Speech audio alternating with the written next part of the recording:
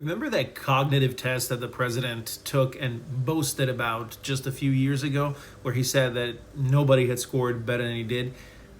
Maybe it's time to re-up it. This is what he had to say about that famous photo about Kilmar Garcia, the photo of his knuckles. If you don't remember, these are the tattoos and the photo that was used by the DOJ to justify the utter and complete lack of due process rights afforded to Kilmar Garcia, and this is what the President of the United States had to say about this photo. And then they looked, and on his knuckles, he had MS-13. He had some tattoos that are interpreted that way. But let's move on. Wait a minute. Hey, Terry. He did not have the letter MS-13. It says MS-13. That was Photoshopped. So let me That was Photoshopped. Terry, hey, but you're not being very nice.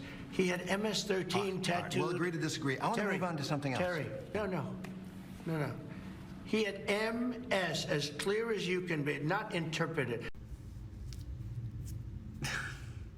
He really said that. He really thinks that the four characters above the tattoos were there when the photo was taken. It's true. The President of the United States, the man who held this photo in his hands to justify how another human being was treated, doesn't understand that the four letters and numbers here were actually photoshopped in a desperate attempt by the Department of Homeland Security to justify denial of constitutional rights. This man who sits in the Oval Office, who has access to the nuclear football, spent minutes of a national interview with a journalist arguing that these are original images, not understanding that they were photoshopped. He's had them for weeks. I wouldn't trust the man who had the interview we just watched to decide what to have for dinner, let alone run an entire country.